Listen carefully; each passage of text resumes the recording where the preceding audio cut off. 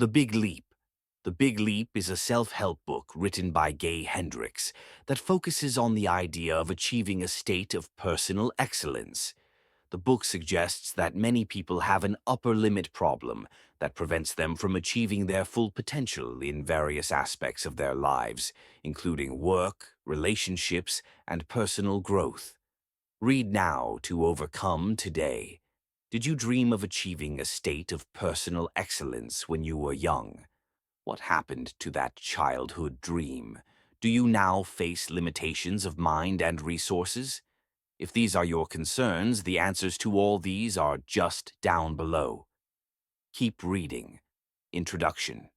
Today we will talk about the book The Big Leap by Gay Hendricks. The Big Leap is a book about dreams and fears, and how beating fears and self-imposed limits can make all those dreams come true. We recommend this read to people trying to find the direction of their lives, or who are not satisfied with how life plays out so far and want to transform their reality. Why read the summary here? The Big Leap by Gay Hendricks is a book that is very close to my heart, as I was a child who dreamt very big. But when adulthood arrived, I was marred by the realities of the world. The Big Leap has practical ways to fight back the self-limiting beliefs imposed upon us with time. I have personally used these methods to fight some of my limitations. The result is the summary you are reading. This personal touch in this summary can be found nowhere. So, be assured of the best and keep reading. So let's begin. Chapter 1. Preparing for your big leap. In the early 19th century, engineers figured out how to use a steam engine without electricity, and thus the steam engine was born. Previously, steam engines were used only for carrying goods, but later for transport as well. Friends, the invention of the steam engine happened because a person thought it was possible, and for that, he was always out of his comfort zone. But first, we must understand that a comfort zone is not a zone or place. Instead, it is such a physical and mental state in which a person becomes comfortable. And the most important is to be lazy. For example, if a man is doing a job and he is not happy in that job, and he wants to do some business of his own, then he will leave it. But while doing this job, he has become so comfortable that now he is doing this job, so he wants to stay in the position. This is called the comfort zone. Some crucial points in this chapter are essential for us to understand and remember. The comfort zone is not a place for achievers who want to build the life of their dreams. You must move out of your comfort zone to live your dreams or become a rich man. You will have to come out and work, or else your dream will remain a dream. Take the big leap. Big questions can get an enormous reward. Here, the prize means knowledge, which means that the more critical questions you ask, the better you will get the answer, or the more valuable questions you ask. Only applicable, you will get the answer. When we achieve the next level of success, the upper bound problem leads us to think we don't deserve it and return to where we were before. When we work hard for something, nature always takes us one step ahead.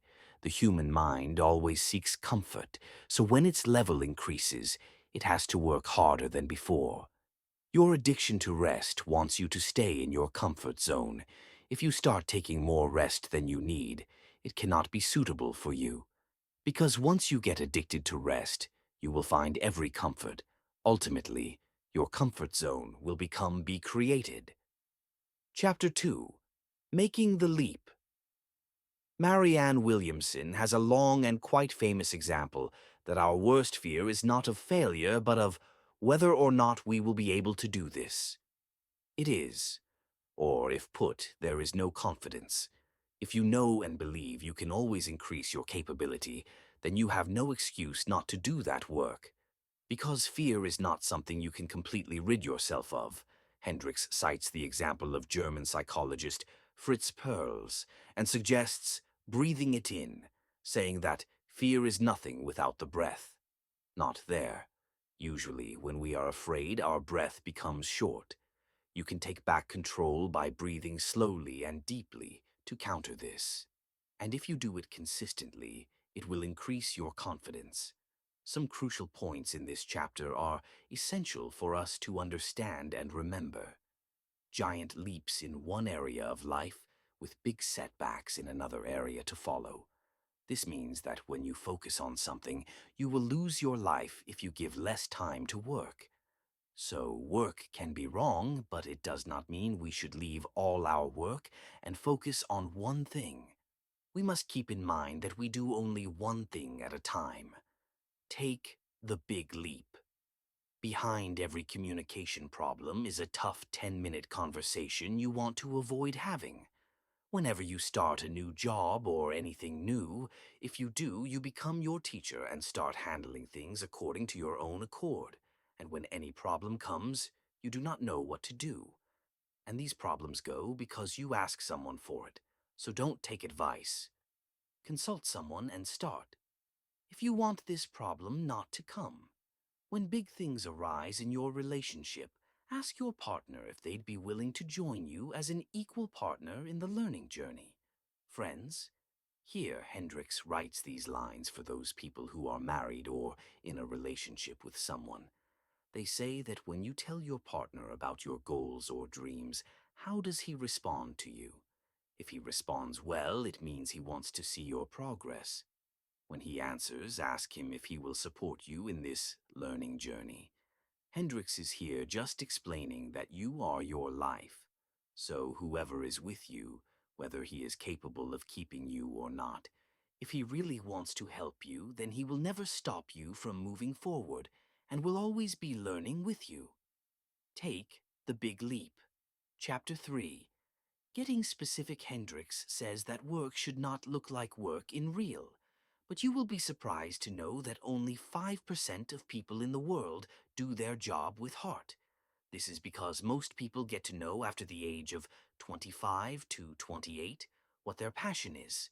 Because before the age of 25, those people were doing what their parents used to explain to their teachers. They studied in college what their friends did, they did the same job that their friends did, and they never talked about themselves.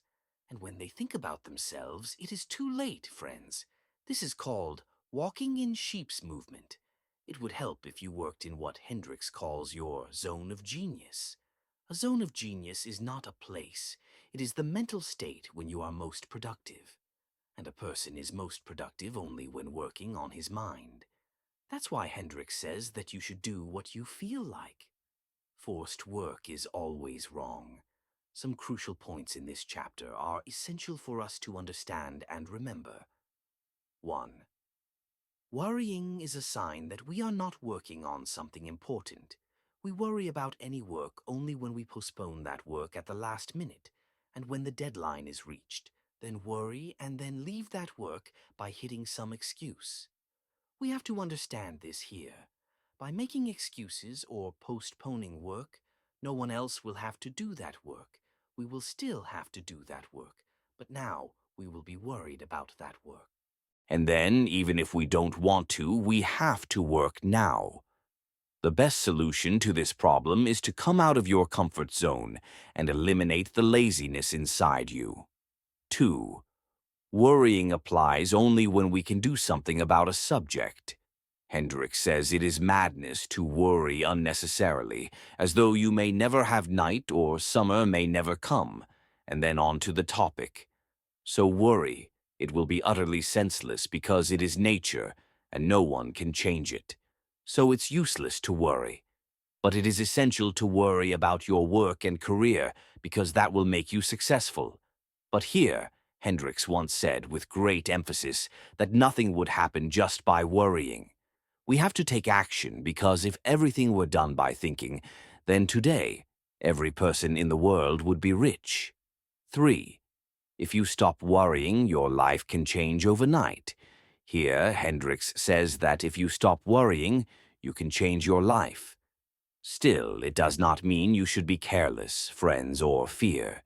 There is a minimal difference in carelessness, which we must consider.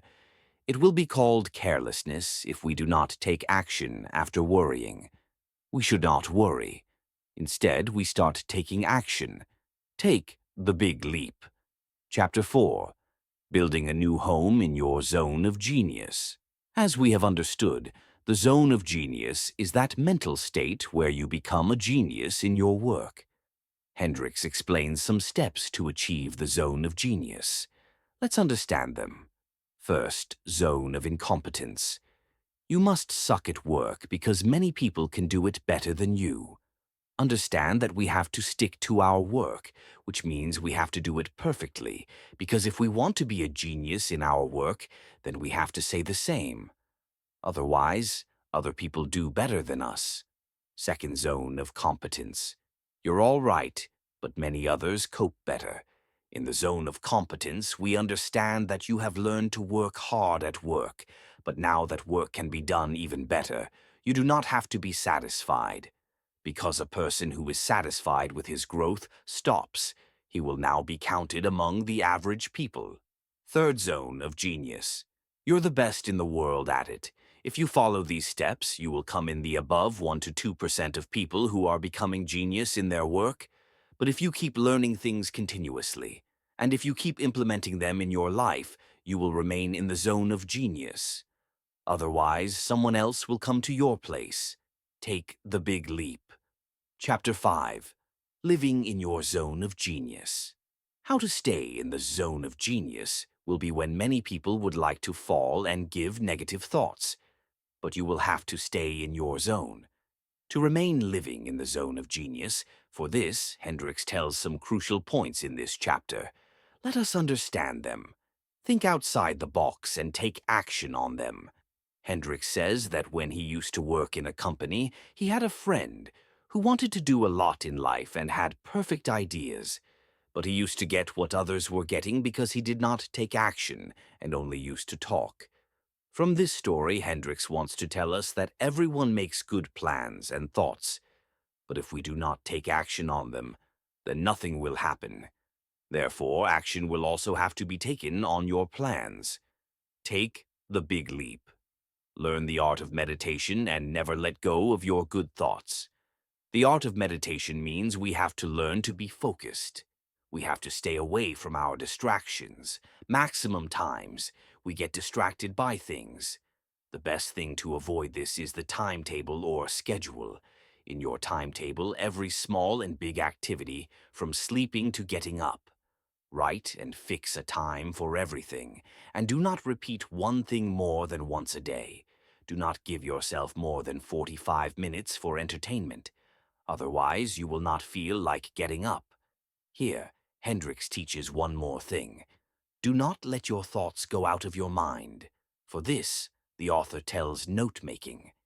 He says that you should always keep a small diary with you, in which as soon as any good plan or thought comes to your mind, then write it quickly in that diary so that you will not forget those good plans or thoughts.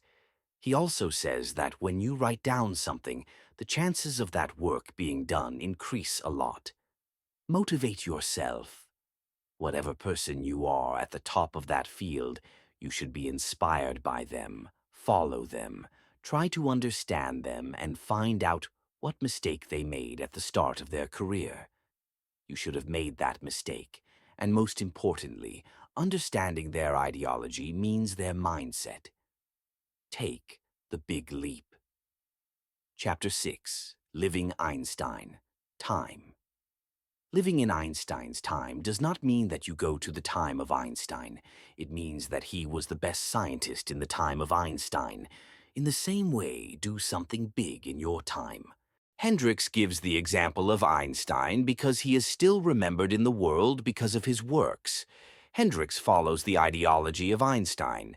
He says that Einstein got the Nobel Prize in science because of his hard work. If you work hard, you will also be successful soon. Some crucial points in this chapter are essential for us to understand and remember. You must update yourself with the times to move forward in your life and function properly. There is a lot of power in time. It can make and break someone. We have to adapt ourselves to new things with time and learn them. Let us learn it with the help of an example. When the smartphone came to India, people did not like it much. They said that who would keep such a big phone?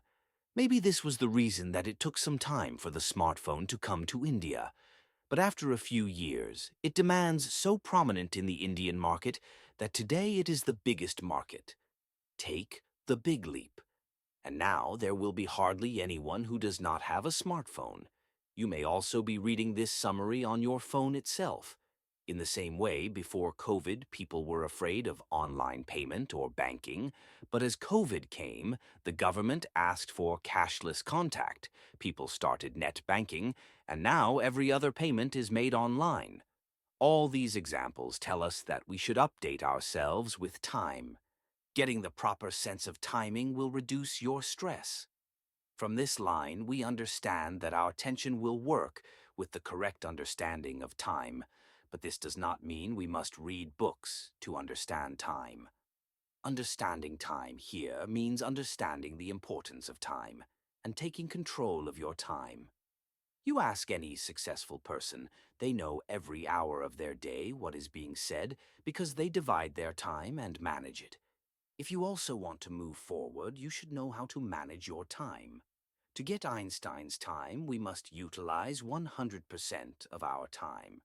Hendricks says he met many prominent people in his life, but he liked one thing about the founder of the Dell company, Mitchell Dell, which he went further in his life. He says that Michael Dell knew the value of his time, so the part of his day he used to give for the meetings, he focused only on the meeting and only on the meeting. If Einstein is having a meeting, he will not do any other work at that time, even if it is drinking tea. This made Hendricks understand that Michael Dell never multitasked. Having to work more than that, Michael Dell doesn't multitask, so he uses 100% of his time. If you also want to make full use of your time, you should also not multitask and do only one task at a time with full focus. Chapter 7. Solving the Relationship Problem. In this chapter, Hendricks explains how to build a healthy relationship with someone and take that relationship forward. He also explains to us that a relationship is not always the same when you are with a boy or a girl. Take the big leap. Build a relationship with yourself. When you do business, you also have to make a good relationship with your partners so that the work goes well for a long time. Some crucial points in this chapter are essential for us to understand and remember. Who is right? Who is wrong? It often happens whenever there is a relationship between two people. When there is a fight, they blame each other and do not think about the problem in reality. All this happens because of our ego. A person thinks, why should I say sorry to someone? Why should I bow down in front of someone? In today's generation, this problem has become widespread. One partner considers himself, herself, the greatest. Some people do not understand their parents. This does not mean that you ignore the mistakes of others and always bow down to others. Your job is to solve the problem. Understand and solve it well, not just whose fault it is to keep fighting. Healthy relationships exist only between equals. Hendricks understands that a good relationship, no matter who it is with, is successful only when giving and taking from both sides, because only one person will do everything.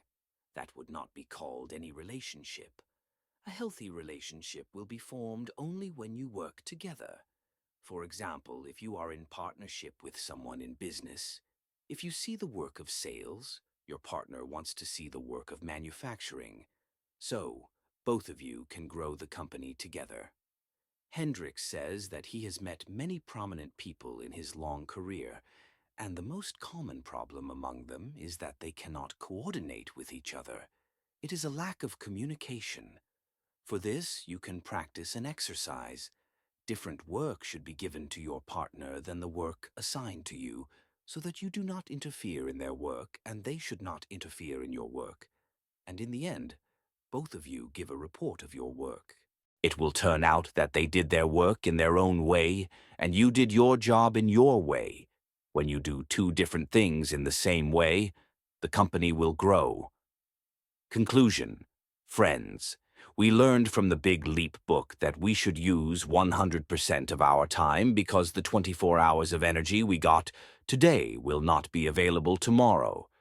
We learned that we should manage our time, we should make our zone of genius to maintain our relations with others.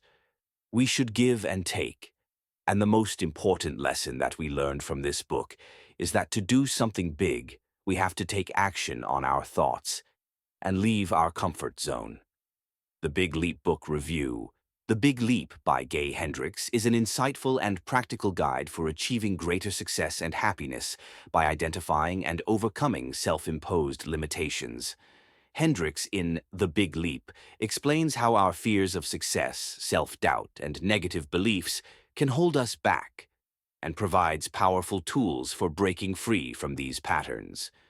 With a clear writing style and engaging anecdotes, the book offers actionable advice for creating a life of abundance and fulfillment.